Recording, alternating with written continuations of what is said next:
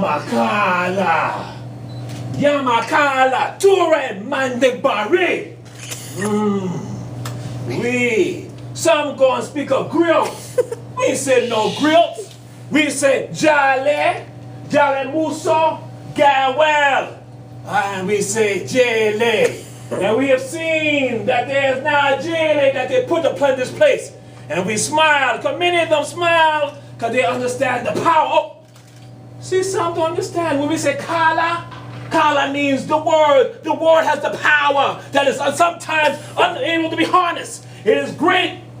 It is powerful. The word is much like a march tacky on Hilton Head. March tacky on the horses on Hilton Head. And that the march tacky sometimes are hard to be controlled, much like the word. The word has the power to uplift and to destroy. And so you have the Yamakala. We are the ones who are able to grab the word and then shape it and control it. There are two of us who have the power to control the word. One you call the blacksmith, because they have the iron that they can forge and shape. But then it's also another smith, not a blacksmith, but a wordsmith. And we are the Yamakala. And so we have come here on a sojourn because some, when they speak of the JLA, they speak of the one, the African spirit. They speak of, they know of a place called Gichikunda, that is the official home of the spirit. But there's a long sojourn for the spirit, not from Gichikunda it starts, but some know it began in a place called Santa Lina, a place called Islos de Osos, the island of the bears. Trench Island that you call Hilton Head today. There the spirit is born on Hilton Head. And then it traveled on over to the west side of Savannah, to a place called Dodge City, also called Chocolate City. And right there off of MLK Jr. Boulevard called West Broad Street, that they be nurtured right there. There would be a center for African people in southern South Carolina, coastal Georgia, and in the city. It'd be the richness right there on West Broad Street, nurtured there. But then it also traveled to be given some knowledge and some enlightenment on Georgia. Not the state of Georgia, but in Washington, D.C., and Georgia Avenue, right by the Hetnatur, the house of God. And also you see the Sphinx head standing out there on Georgia Avenue in Washington, D.C. And then there'd be another Georgia, a Georgia connected to Tybee, but not Tybee Island, but it'd be Tybee in a place called Macon, Georgia, on Georgia Avenue. Oh, see, in Macon, Georgia, that many do not realize there's a neighborhood called Tybee, named for Africans who left from out of coastal Georgia and made their way up there around the time of the Civil War and Reconstruction, right by Procter & Gamble, the old Procter & Gamble. And so right there, Georgia Avenue, there in Macon, Georgia, that they call the School of Law, Mayat, Truth, Justice, and Righteousness, right there. But then we also look and see it up there in Vermont. And they even try to get the spirit over there in a place called Canada. But the Canadians said, no, no spirit to be allowed here. And so they'd be right there in Vermont. And then we look south down to a place called Haiti in Haiti, and taking in the spirit on the sojourn. And over to a place called the Yucatan Peninsula, Mexico. And then we go and look, and we smile. We see the sojourn of the Great Spirit. And then we are told, Spirit, God Almighty said to us, Spirit, go down and let them know the great sojourn in the house of God. Ew. We say house of God, but we also go and say, Jal Mission Tabana Ifrika. That is the house where birds that come, they clean comes to the house of Savannah State University at HBCU. And so it come to Savannah. And some not even know that what happened, God Almighty sent the word to one.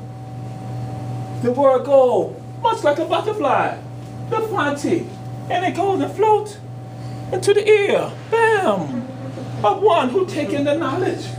And then it'd be one who go and say, his word goes out and say, who shall we let also be known to the world? And then that one, the knowledge that God sent to her, pass on over, and they bring the African spirit right there. Oh, Lord. The power that some do not know, that when you see the African spirit around the entire world, some not know where the African spirit first rests. In a place called Industrial College City. Y'all know of Industrial College City. You now call it Savannah State. Some don't even know that. So if you don't know of Industrial College City, and that was Savannah State, be a town at one time with the first black mayor in Chatham County. Oh, you don't know of him? His name is President Cyrus G. Wiley. The second president of Savannah State be a mayor right here. When this be a town. But back to the African spirit being born and shaped here. In a place tied over there, right by the marsh where they used to go and do the crabbing and the shrimping. A place called Camilla Hubert. And there in Camilla Hubert, the spirit go and see children who come from Nigeria, Liberia, from Newark, New Jersey. And they see some from St. Thomas the VI, the Virgin Islands. And they all sit in Camilla Hubert and they begin to talk. They begin to crack teeth. Oh, in the language to the people here, it means to speak. They begin to speak and see they connect and say, wait a minute. The food that we eat is the same like you in Africa, the Caribbean, and in New Jersey. They begin to understand that they are all one people, Umoja. And then some go and look and see another one who be right over there in a place called the Colston Building. Again, President Colston, in Colston Building, one gal, they said, the gal be from the island. The gal said, I'm from Chaston. And so many began to understand, and the Spirit had to let them know to understand that we African people are one people at the place called Savannah State. And so, we all see the Spirit being shaped in a place. There'll be a round circle. The circle play, oh, not the circle right there, Felix Alexis, but it's a God in the library. And even over there by Payne. And we see the shaping taking place there. But there is no greater place for the Spirit that you see traveling around the world than Payne Hall. That's why God sent the word to you and pass it on to you. Because the African spirit that you see there, down by the great one, PanHandle, rests in this building right here. Looking at the office of the former mayor, Dr. Otis Johnson, who be right here in sociology. Again, giving the science to the people to understand about the mind and the power. Then looking at another great man, who we call Arthur Brinson, who teach English. Right here, the English department. And then getting Africans to understand their greatness and say, what do you want to be? What do you want to achieve? And we say, spirituality. And so the path is set for the spirit to now grow. Then you see a great man, who then go to the spirit and say, speak of Amiri Baraka. Dr. Robert Louis Stevenson, the great English professor at Savannah State. And then we see even the one who be the man of psychology. Dr. Daniel Washington right here, who go and tell many Africans here that you can go on to college, past college. Oh, what do we mean? That you can go get your master's and your doctorate. Dr. Daniel Washington, psychology here at Savannah State. Then we see the great man, George Johannes. The great man, Dr. George Johannes, right here, also getting young people to understand that they have greatness in their minds, their hearts, and their souls. Then we see the First Lady. Oh, when we say First Lady, that means that she be in charge of all of Savannah. Y'all who know the woman president of Savannah State? Who's the woman president of Savannah State? Who? Doja. That's the Annette Brock. Oh my God. You not even know your story, your own history. Dr. Annette Brock is interim president of Savannah State, but he had a department right here, history, inside a place called Payne Hall.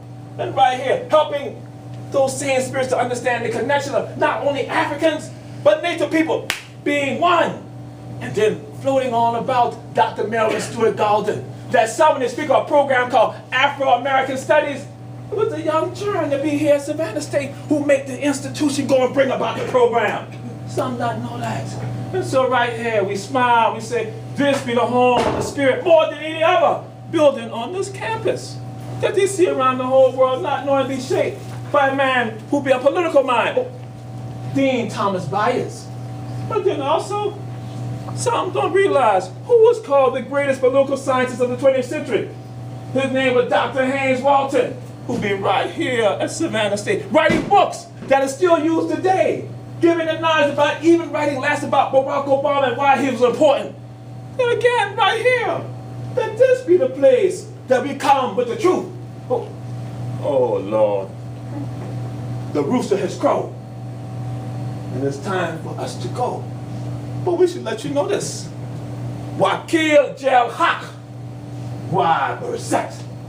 When truth arrives, falsehood must perish. Because falsehood by its very nature is bound to perish.